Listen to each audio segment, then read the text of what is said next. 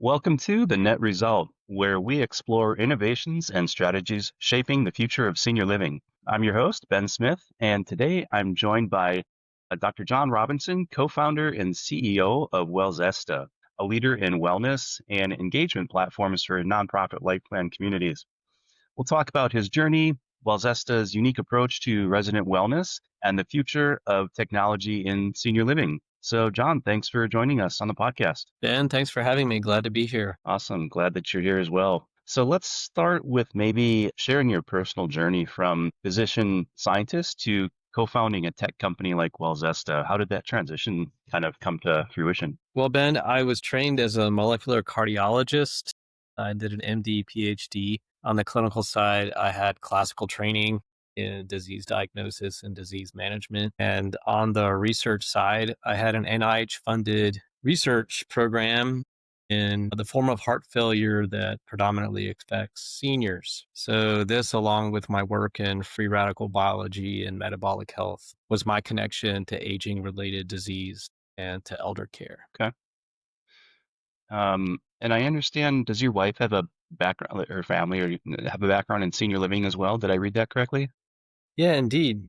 So Kyle Robinson, she co-founded Wellzesta with me. She actually grew up in senior living. Her father, David Ratchford, had a consulting business in development and sales and marketing exclusively for life plan communities. He had that business for about 30 years and he's still Hmm. active in the space. Okay. Kyle grew up in the industry and she has a master's in geriatric communication. So I guess let's talk a little bit about your company for those of us who may not be familiar with Wellzesta. Tell us a little bit more about what it is and what problem does it solve for Life Plan and other senior living communities. Sure. I like to describe this as a resident facing content management system. Okay.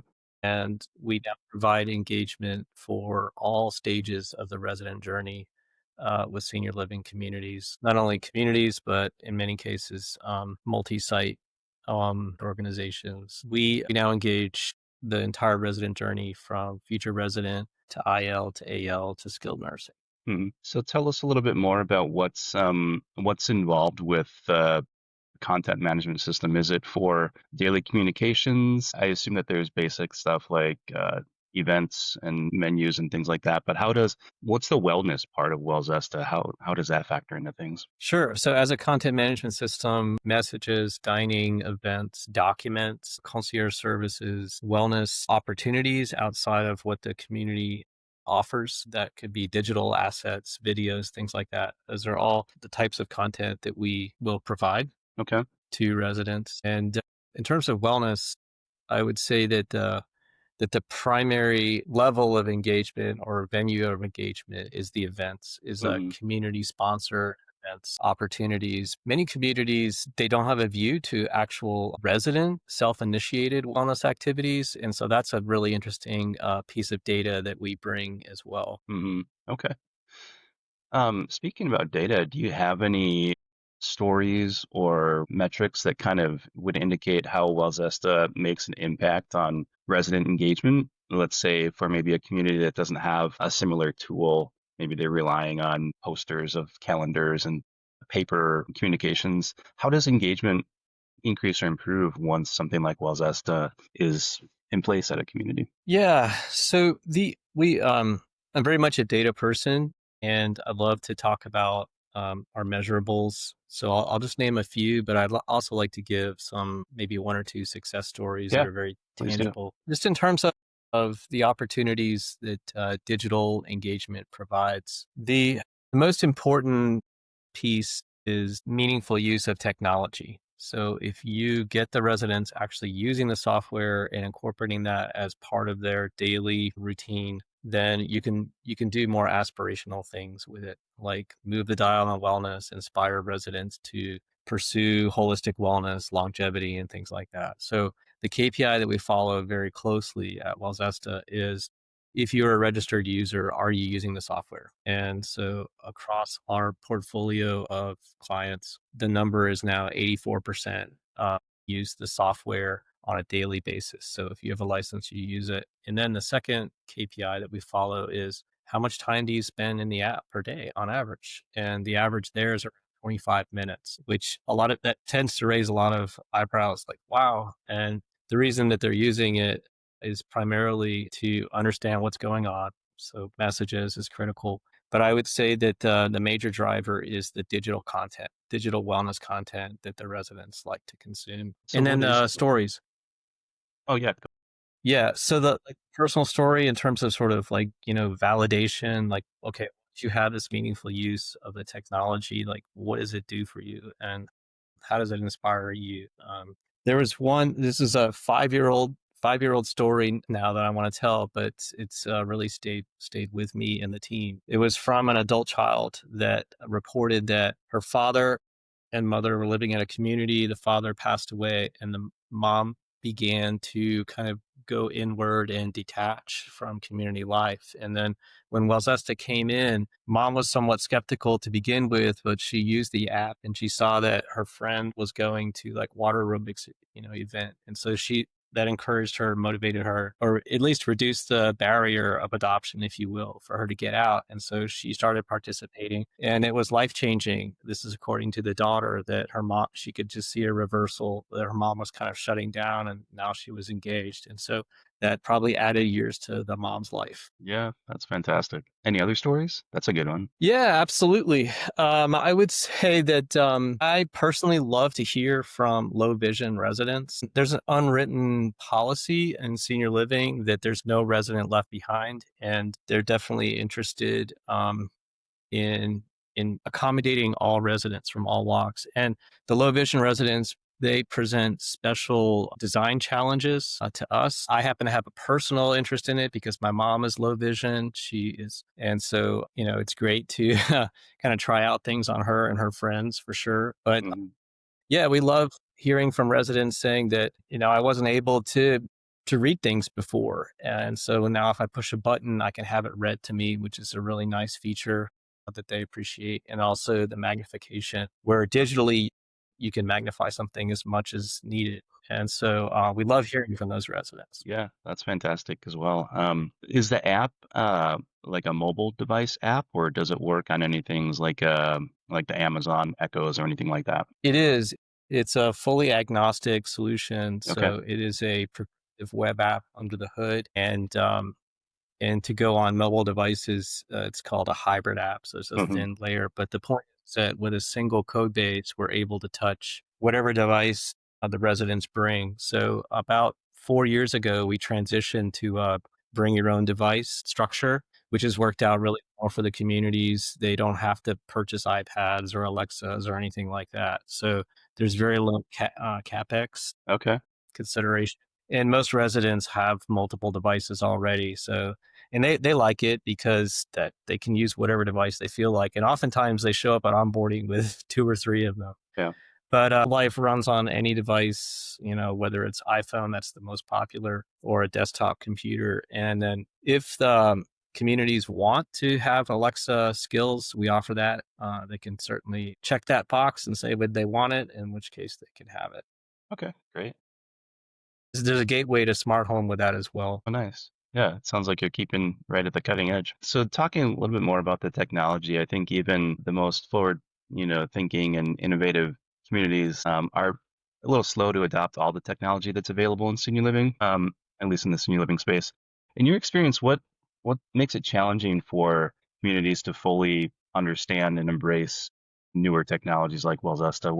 What are some of the common objections, I guess, that you hear? Well, I think that there's an adoption life cycle, sometimes called the hype cycle, right? Where you have some shiny objects, and you definitely have your early adopters that maybe have an appetite for the latest and greatest technology. But the majority of communities are what I would call pragmatists. They want to see that somebody else has done it and they're successful and the company has delivered on what they promised. And so I would say that that the major kind of in terms of like buying decision, or the major kind of needed ingredient is just having a reference architecture where the community can go and do a site visit and see that it works, see that the residents are happy, and it de-risks the purchase for them. Hmm. Another thing that the communities are sort of dealing with is what I would call technology bloat.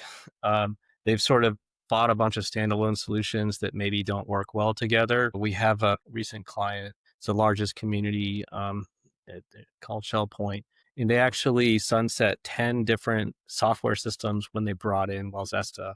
That was one of the Nice. reasons why they went with us, was to be able to do that technology write down. Uh-huh. Well, that's great. So when you are, I guess for other vendors, so to speak, who are looking to kind of get into the senior living space, what's your approach to reaching the right decision makers?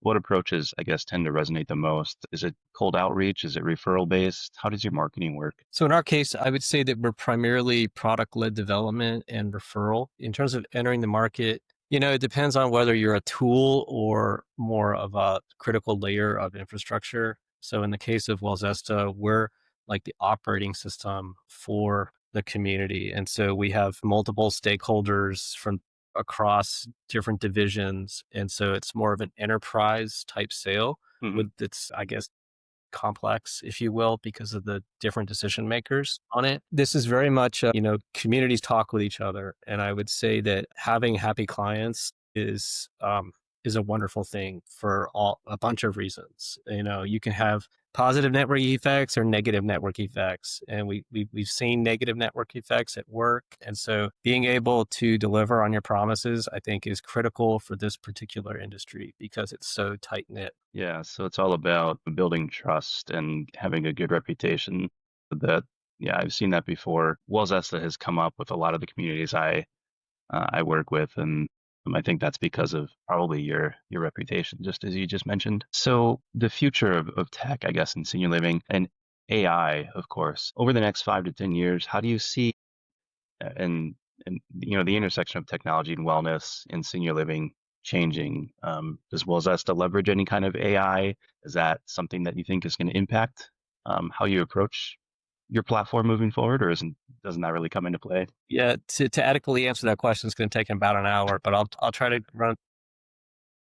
Fair. So the things that we do well are our resident self-service, automations, and workflows. And that touches some major pain points in the industry. That staffing shortages are a major issue, but resident self-service and workflows, automations. And so the way that AI enables that on the resident side is the residents they just want to be able to find the good stuff quickly. And so AI back search, indexing things, using LLMs to generate summaries. Those are all things that we do on the resident facing side. But really, the efficiencies or gains on AI are from automations and workflows. So just essentially, we love to have a stopwatch where we'll look at the staff's workflow.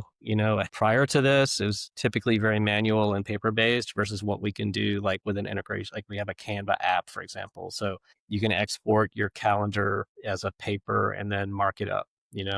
Those types of efficiencies in terms of automations and workflows are really very helpful. So I would just say, just to give a framework for understanding AI, you had assistants, you have agents, and you have oracles. When people talk about AI, they're thinking about oracles, they're thinking about large language models.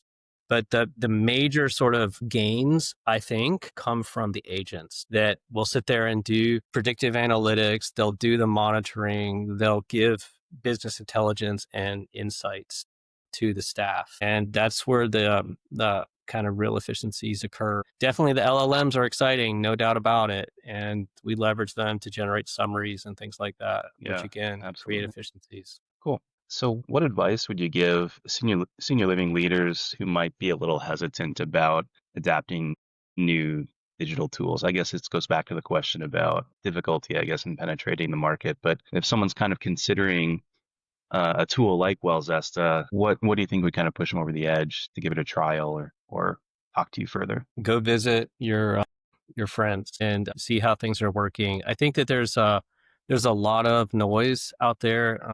There's And so just go see for yourself how things are working, and that's going to be, have your real data because people can overpromise or they can stretch the truth or whatever, and just be cautious of that, and do your homework and don't unnecessarily feature shop. Think about the broader picture about the sustainability of your technology. Is this company going to be there for 20 years plus? One underappreciated factor is the cap table of the company. Like if you're venture backed, the investors have certain expectations and they're going to look for liquidity and an exit, which can create instabilities in the service delivery model, the technology investment commitments of the company. So yeah, ask those questions, do your homework because it's an important purchase, particularly something like Wellzesta, which is at that critical layer that's resident facing. It's very important to have a good resident experience. And so don't be in a rush and be thoughtful. And, don't just try to cobble together a bunch of tools. Oftentimes the overall experience gets compromised if you try to sort of mix and match. Hmm. Yeah, I've seen that before as well. So what's been the most rewarding part of building Wellzesta? What kind of keeps you motivated? For me, it's the potential of the data. We set out to impact the health and wellness of seniors, and we're now blessed to have a tremendous amount of adoption and data related to that. And we're very excited about getting some insights related to actually how senior living is able to deliver on their wellness promise. We have new terminology, a new framework for understanding wellness. It's called longevity or health span, which is sort of breathing new life into the wellness errand. And you can look to see us doing a fair amount of population health research related to our data on how life plan communities deliver on the wellness value proposition. I think that this is particularly important to recruit younger members that are more demanding. They're certainly more focused on health and well-being, a little bit more so than the previous generations, which maybe housing or hospitality was sufficient. Now I think that the incoming residents are more discerning and more demanding on the lifestyle Hmm. and longevity, that brand promise. Right. I agree with that 100%.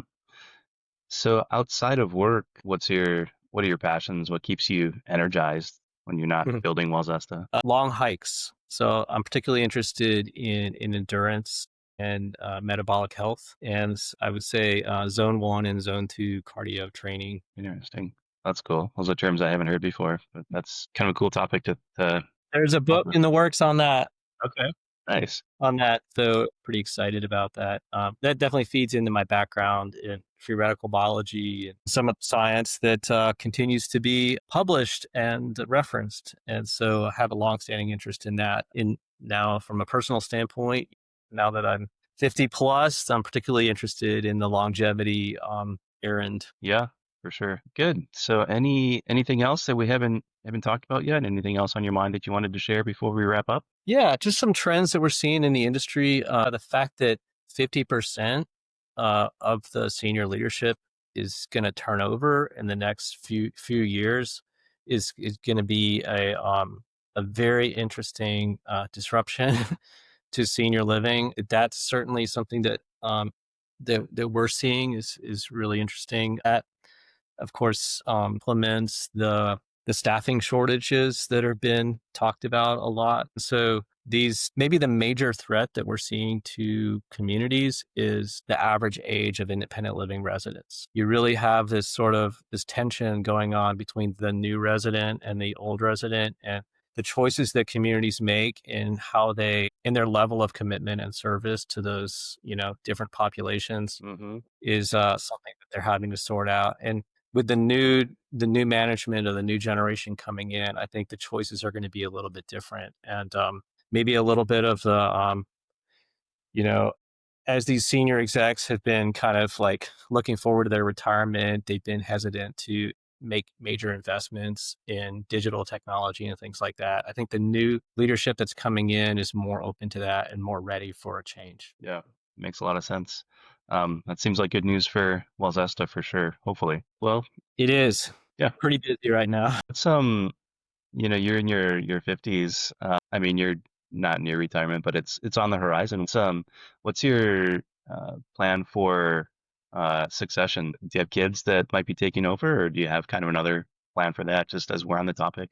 That's a great question. So just to kind of let you under the hood a little bit, we are a bootstrapped or a founder funded company. And Uh-huh. so we don't have pressure from investors to exit. So we can actually contemplate being an intergenerational company where we have, our children being involved in it. I mean, certainly our oldest child, Grace, was involved in marketing Hmm. back when she was in college. But yeah, we have 5-year-old twins that Cool. might have an interest in this space, in which case, I guess the legacy of David Ratchford through Kyle Ratchford Robinson and then maybe into our children may continue. Hmm. That's great. I also a dad of twins. Mine are 8. We have a boy and a girl. Yeah, fantastic. They keep you young for sure. Yeah, absolutely. Cool. Well, yeah, it's awesome. So thanks for joining us and sharing all your background and tips in marketing and stuff.